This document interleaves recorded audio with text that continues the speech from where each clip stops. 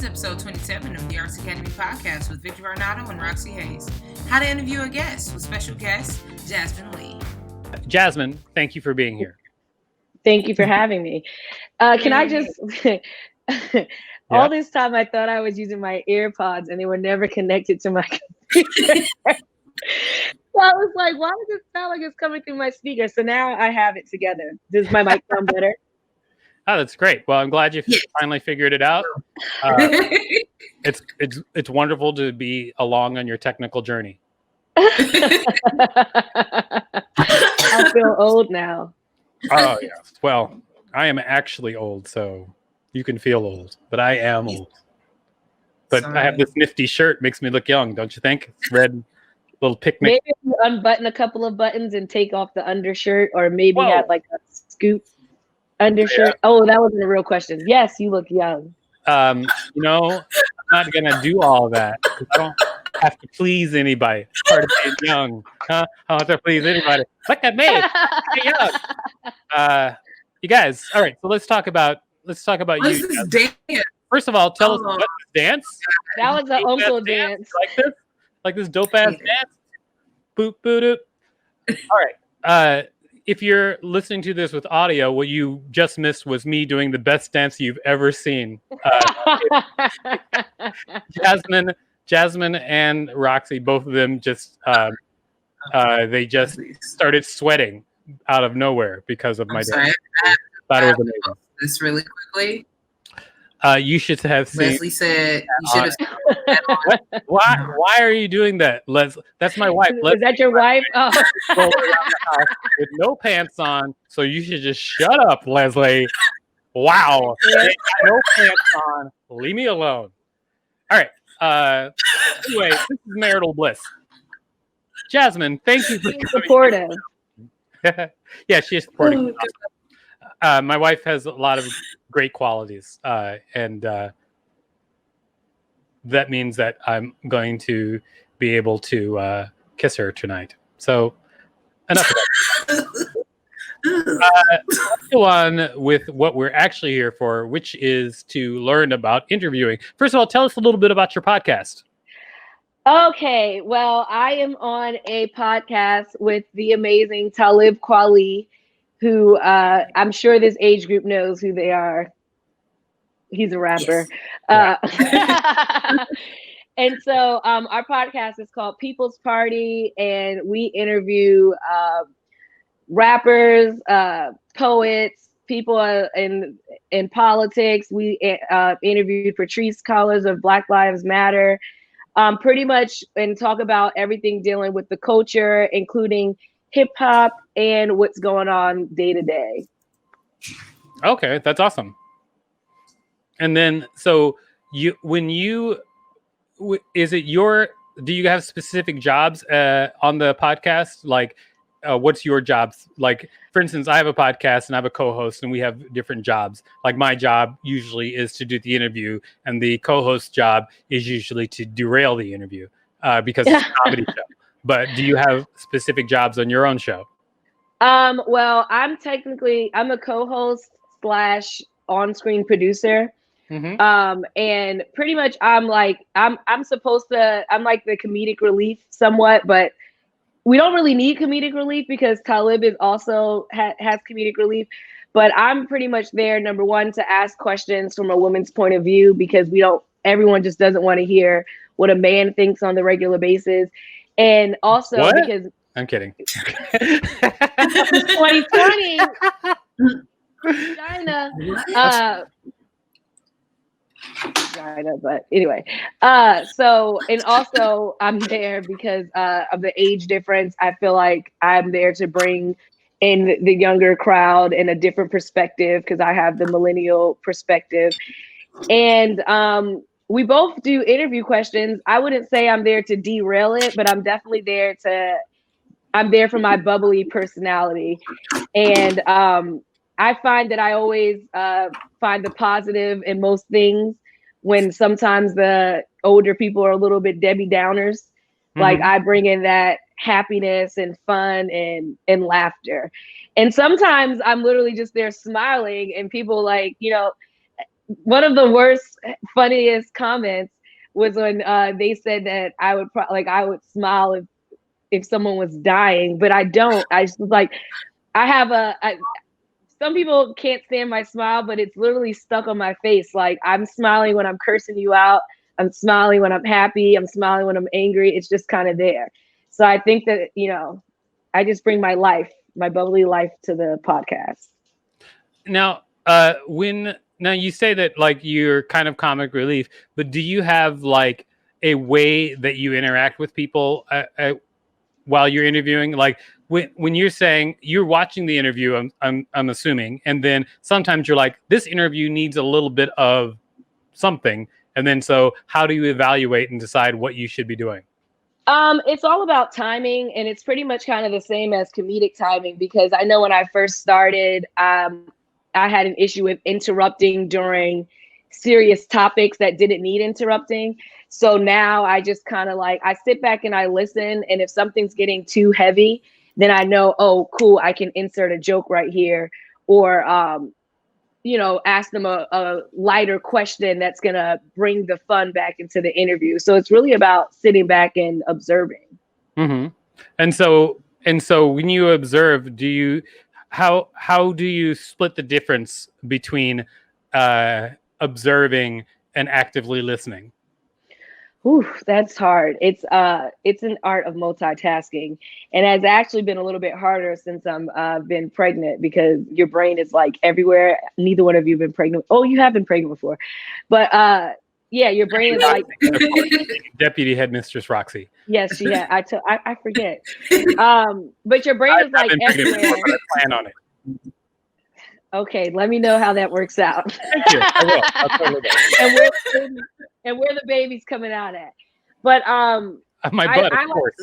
Sorry, please go on. I write notes though.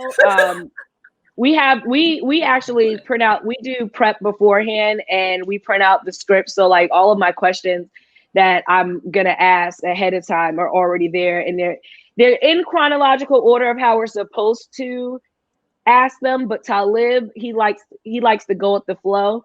Mm-hmm. So he might stay in order, he might jump around. You just kind of have to you really have to pay attention to know where your question is. Or sometimes you might have to ask the question that was supposed to be later on in the script and ask it further because the guest brought it up. So I make sure I definitely take notes, and sometimes like I'll take my time to blank out at is when Talib is talking. Because once he starts the question, I already know what he's going to ask, because It's pretty much on my paper.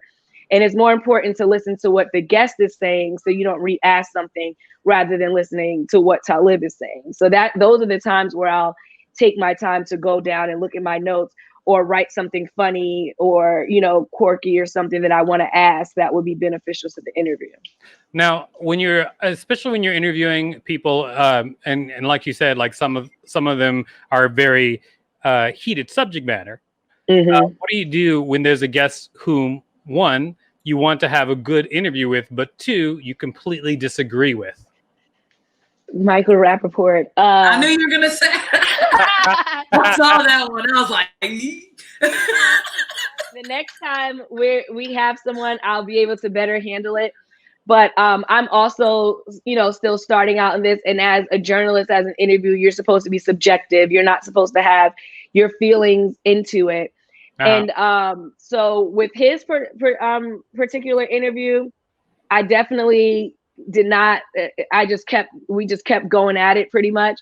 But then we just had an interview that hasn't aired yet, and I really just had to really formulate a question that wasn't attacking the guest, but was still showcasing a different point of view. Whereas when the Michael Rappaport interview, we were kind of like combative because he was just not seeing eye to eye with me or Talib. It was actually really frustrating. But that interview really taught me a lot, because now I know it's a different way to get your point across without, making the guest feel like, oh, I didn't come here for this or anything like that. But also with the Michael Rappaport interview, because he's a comedian and I'm a comedian, it's still like you can't hold a grudge throughout the entire interview. If you do have a disagreement during a portion of the interview, you have to be able to pick up and keep it going. You can't just be mean mugging the person for the rest of the time. So I think that I'm very good at, you know, telling a joke to just lighten it up and moving on. Oh, so for our less hip viewers, can you explain mean mugging? It's not just audio. Mean mugging is pretty much mean mugging in layman's terms is pretty much giving someone a dirty look and cursing them out with your eyes. And you cannot do that during an entirety of the interview because it's unprofessional and it's not going to make that guest is already there, but it may make another guest not feel comfortable coming back because they're like, oh, I don't just want to get attacked this whole time. And, you know, your facials can do a lot more harm than your words can sometimes. Yeah, I absolutely agree. If you don't want to make your guests like uncomfortable or unable or unwilling to speak with you. Yes, exactly. And I think what makes our show so amazing is that when we have these guests, because Talib is friends with a lot of them, and because we're both artists more so than journalists, like we really make people feel comfortable with coming in and, you know, really letting us in and laughing. It's literally a family when they sit down and they talk to us. So we can disagree, but it's still going to be enjoyable for all parties. Quick question, and this is actually one of my favorite questions to ask people about interviewing. I'm a big fan of interviewing, by the way. I love to interview people. In fact, like I built a whole show around it. But in fact, a lot of people have built shows around interviewing people. I've noticed that. However, I like to build shows around interviewing people that have structure because I feel like a lot of podcasts have that very same structure. And very few podcasts or fewer podcasts like have a specific structure to the podcast, which where viewers or listeners can look forward to, and also a structure which leads people through the podcast. That being said, what are some things that you have learned? Like, I'm sure that when you started up interviewing, you were like, oh, this is something that I can do. And then you find out, oh, not a good idea to do that anymore. Like, can you tell me any major things that you've learned along the way? Well, as I said earlier, I learned not to interrupt during heated conversations, whether or not your question is beneficial to what they're talking about. You want to make sure that the guest gets to talk. It's right. About the guest. People are coming to hear what they have to say because you're on the show every week. So you don't want to make it about you. You don't want to tell too many stories about your life where it'll take away from what the guest is talking about. That was the main thing that I learned because I know on my Jasmine's World show, which was a talk show I did for a year and a half on my own on Dronebox. And for that show, I had different segments, but it was literally called Jasmine's World. So it's about, you know, everything Jasmine or whatever. And then I interviewed someone for, you know, about 20 minutes. And then it was about them. But on this particular podcast, it is an interview. They don't want to know anything about your personal life. Pretty much, they can, if they want to, they're going to go to your social media and ask you questions there. So definitely learn to stick to letting the guest speak. And that's actually a comment that people always write underneath ours. We love how you let the guest answer the questions and you let the guest, you know, that makes them more comfortable to be sharing stories. Don't be argumentative. Like I just said, unless that's the type of show that you're on. Some shows, you know, they want you to come and be like, but that's not what this show is. So make sure you keep your views separate so you can be subjective and, you know, really get the point across. What else have I learned? I learned to read the questions ahead of time so it doesn't sound like you're reading off the paper. Because even if you did, you know, write the questions yourself, it's like people want to feel more like it's a conversational than you're a robot, and anybody can do that. What else have I learned? I can actually tell you. Go ahead. Oh, and one thing that I also like to do is I like to try and talk to the guests beforehand whenever possible, because like I said, Talib knows a lot of these people, but I don't. And I feel like when you talk to them before you start getting into questions and kind of warm them up or get them, used to you, again, they'll be more likely to answer questions. I actually have a good one. Let's get. Oh, sorry. I was actually reading the thing that's written down there by David. Now, one thing that I think is important, which you didn't mention, and actually I also disagree with something that you said, not completely, but only partially, which is don't tell stories yourself, or don't talk about yourself. I only disagree with that partially because I know exactly where you're coming from with that, but I also think that when you have viewers on the or listeners on the show, sometimes you telling a story from your life that relates is great for the listener, because and the listener wants to get to know you too. And if you're telling a story from your life that relates, even though the guest may not be interested in it as much, it may be great for the listener to understand where you're coming from or how you relate. And then the other thing, I'm sorry, go ahead. Oh no, I will agree with that, but I gave my answer coming from a co-host point of view, because as far as, for Talib, definitely, because, his show, so he can tell personal stories that, the guests will relate to. But as far as like my position, that's where I was coming from with that. So I'll definitely agree with you on that too. And then the other thing I was going to say was one thing that I think is especially a great interview tactic when you're the questioner, or when you're the interviewer rather than the interviewee, is to give people space when you're asking a difficult question by filling it up with restating the question in a different way. I actually already did that when I was talking to you. Like when I asked you what's something that you learned along the way, and then I basically restated the question in a longer version, which gave you time to think, so that when I was done asking, you could just go. Exactly. That's something that I learned, especially for television, when we were shooting interviews and we want to cut out dead space. It's a great way to fill up that dead space with restating the question while the person is thinking. It's almost invisible if you don't just say it out loud like I just did. But no, I did notice that. But I definitely noticed that. Well, I want to thank you so much for being here. Do you want to tell people out there where they can find you online? Well, you guys can find me everywhere on social media. I'm at Real Jasmin Leigh, JasminLeigh. You can also stop by my website at www.jasminleigh.com. And I have a YouTube, and you can just search Jasmin's World, but not the random white person that I'm trying to get to change her name because it's mine. But me, Jasmin's World. It's a Black girl. And I'll definitely be adding more vlogs and things of that nature on there. So you can check that out. And I'm very active on social media. I answer DMs, I answer questions.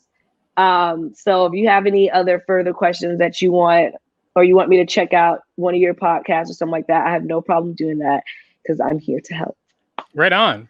And if you are out there and you want us to do an episode on any subject, let us know, because we love to research and we love to answer questions. So if you have questions, then ask.